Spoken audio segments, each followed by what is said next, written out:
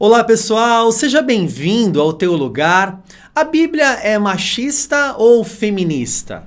A Bíblia diz que a mulher tem que ser submissa ao seu próprio marido. Não seria isso machismo? A mesma Bíblia diz também que não há nem judeu nem grego, nem escravo nem liberto, nem homem nem mulher. A Bíblia não estaria então empoderando a mulher ali, sendo feminista? Hoje eu vou falar com você sobre isso nesse vídeo, um vídeo muito importante, então vem comigo. Chegou a hora de teologar.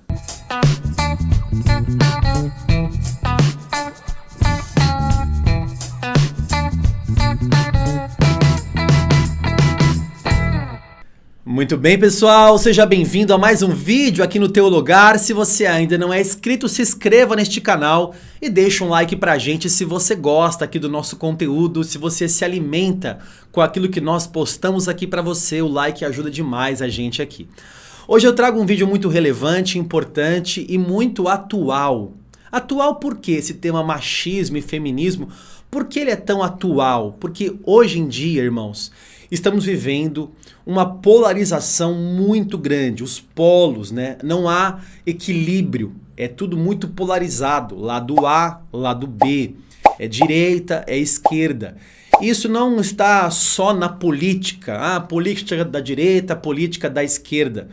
Quando uma pessoa adota um polo, ela vai olhar para as escrituras a partir da posição que ela decidiu viver e não a partir daquilo que as escrituras estão mostrando.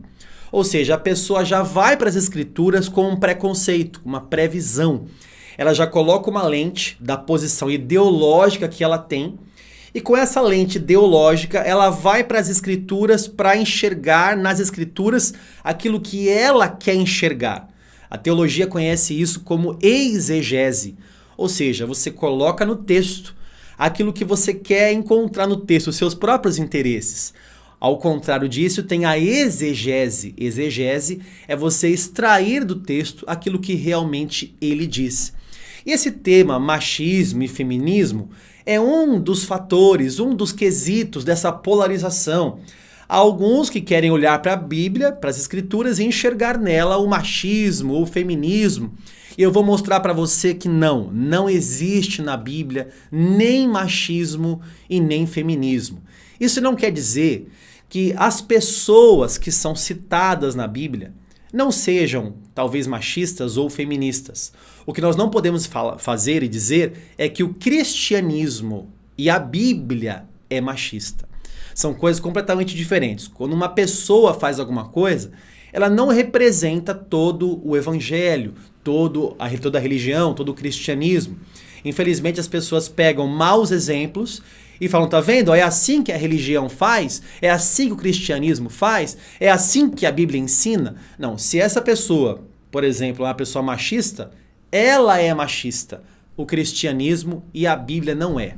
E eu vou mostrar para você alguns textos que essas ideologias distorcem para trazer os seus próprios conceitos à tona. Então veja comigo, o texto mais usado para falar que a Bíblia é machista é o texto que mostra que a mulher deve ser submissa ao seu próprio marido. Veja comigo Efésios 5, do 22 ao 24, eu vou te mostrar que é muito simples esse texto e que não tem nada de machismo no que está escrito aqui. Veja o que o apóstolo Paulo fala. As mulheres sejam submissas ao seu próprio marido, como ao Senhor. A primeira coisa aqui, aluno, é que a Bíblia fala que nós as mulheres devem ser submissas aos seus próprios maridos e não ser submissas a outros maridos ou a outros homens. Nós não vemos aqui uma inferioridade da mulher, é apenas o papel da mulher. O papel da mulher sendo submissa ao seu próprio marido e não aos homens. Aqui não há uma inferioridade de gênero. Aqui não há uma submissão de homem e mulher. Aqui há uma submissão de marido e esposa. Agora veja o 23 e o 24. Porque o marido é o cabeça da mulher, como também Cristo é o cabeça da igreja, sendo este mesmo o salvador do corpo. Como, porém, a igreja está sujeita a Cristo, assim também as mulheres sejam em tudo submissas ao seu marido. Veja o parâmetro que o apóstolo Paulo usa aqui. Como que as mulheres devem ser submissas aos seus maridos? E o parâmetro que ele usa é o seguinte: assim como a igreja está sujeita a Cristo, assim a mulher deve ser submissa ao seu próprio marido. Como que a igreja está sujeita a Cristo? Respeitando, o amando, o servindo. É assim que a igreja se relaciona com Cristo. Agora, veja como não tem nada de machismo aqui. Veja o próximo versículo, o que é que o apóstolo Paulo fala e qual o parâmetro que ele usa para os homens, para os maridos. Veja o 25 agora. Maridos, amai vossa mulher, como também Cristo amou a igreja e a si mesmo se entregou por ela. Veja a diferença aqui. A diferença é o seguinte: a mulher, o parâmetro da mulher é uma relação entre a igreja e Cristo. Agora, o parâmetro do homem é uma relação de Cristo com a igreja. Quer dizer, a mulher deve respeitar, amar e se submeter a seu marido como a igreja faz com Cristo. Como é que nós fazemos com Cristo? Como é que nos submetemos a Ele? Muitas vezes com muitas falhas. A igreja muitas vezes falha com o seu noivo, com o seu próprio Senhor. Mas o parâmetro do homem, para mostrar que não tem machismo aqui, o parâmetro do homem é ao contrário. Não é a igreja que se relaciona com Cristo, é da maneira que Cristo amou a igreja. Há quem diz que fica muito mais difícil aqui, aquele que deve se ter como parâmetro o amor de Cristo pela igreja. Uma coisa é o amor da igreja para com o seu Cristo. Outra coisa é o amor do seu Cristo para a igreja, que se entregou por ela, que deu a vida por ela. Então não há aqui nesse texto nenhuma forma de machismo, mas há uma cumplicidade em que a mulher deve se sujeitar ao seu marido em amor e o marido deve respeitar e amar a esposa com o parâmetro de Cristo. Essa é a interpretação desse texto aqui. Da mesma forma, o apóstolo Pedro, ele corrobora com o apóstolo Paulo em 1 Pedro capítulo 3, no versículo 1 e o versículo 7. Veja comigo. Mulheres, sede vós igualmente submissas a vosso próprio marido, para que, se ele ainda não obedece à palavra, seja ganho sem palavra alguma, por meio do procedimento de sua esposa. Veja, o apóstolo Pedro também fala que a mulher deve ser submissa ao seu marido, assim como o apóstolo Paulo. Mas ele também fala aos maridos, assim como o apóstolo Paulo. Veja o versículo 7 agora. Maridos, vós igualmente vivei a vida comum do lar, com discernimento, e tendo consideração para com a vossa mulher como parte mais frágil. Veja que não há machismo aqui, meus irmãos. Tratai-a com dignidade, porque sois juntamente herdeiros da mesma graça de vida, para que não se interrompam as vossas orações. Aqui o apóstolo Pedro é um pouco mais enfático. Você quer ter oração ouvida por Deus? Respeite a sua esposa, trate com dignidade, com igualdade. Porque a mulher foi criada também à imagem e semelhança de Deus. Então veja, os textos que falam sobre submissão, não existe machismo. A não ser que você coloque uma lente da sua ideologia e diga, que machismo isso aqui, hein? Ó, isso aqui é de 2000 anos atrás, isso aqui não é para os dias de hoje e tal. O que está faltando ali é conhecimento hermenêutico, de interpretação. É só você ler o texto e ver que não há ali uma subserviência, que a mulher não deve se sujeitar como alguém que vai submeter às coisas mais ridículas e mais horríveis da vida porque o marido mandou, porque o marido ordenou, porque o marido fez. Não, o marido também tem os seus compromissos e deve amar a esposa como Cristo amou a igreja. Da mesma forma, tem aqueles que querem enxergar na Bíblia o feminismo, não só o machismo, mas o feminismo. Veja comigo Gálatas capítulo 3, versículo 28. Dissarte, não pode haver judeu, nem grego, nem escravo, nem liberto, nem homem, nem mulher, porque todos vós sois um em Cristo Jesus. Veja, o que Paulo está falando aqui aos Gálatas, o que ele tem em mente é a redenção. Não é o papel da mulher e o papel do homem. O que Paulo quis dizer lá em Efésios era o papel do homem, o papel da mulher. Aqui ele não está falando sobre papéis num casamento, numa relação conjugal. Não, o que ele está falando aqui é de redenção. Que em Cristo Jesus, pensando na fé, se você ler o texto de Gálatas 3, você vai ver que é a justificação pela fé. Pela fé, o escravo, ele recebe a sua salvação. Pela fé, o liberto também. Pela fé, o homem, pela fé, a mulher. Ou seja, para Cristo, não há diferença quando Paulo está em mente aqui a relação da redenção.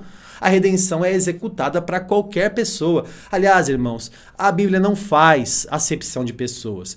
Eu ainda vou gravar um vídeo aqui no Teologar sobre essa hermenêutica das minorias, onde as pessoas querem enxergar na Bíblia, toda vez que aparece um escravo, uma mulher, olha, é negro, é o imigrante, é o estrangeiro, é a hermenêutica das minorias. Aprenda uma coisa, Deus, ele é Deus de brancos e negros, ele é Deus de homens e mulheres, ele é Deus do pobre e é Deus também do rico. Escute bem o que eu vou te falar agora. O nosso Deus, ele quer salvar tanto o pobre quanto o rico. O pobre precisa de Deus, e escute bem, o rico também precisa de Deus.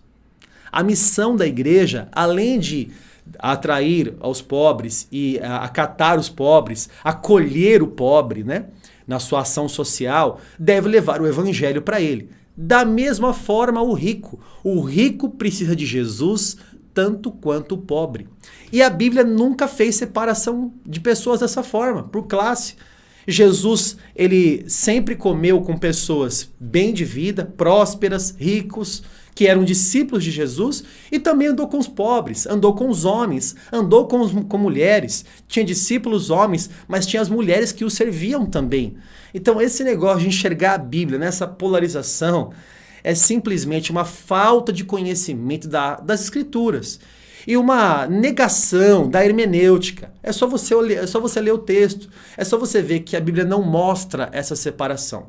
Para Deus, todo mundo é igual, principalmente quando se fala da dignidade da pessoa. O homem foi criado à imagem e semelhança de Deus e a mulher também.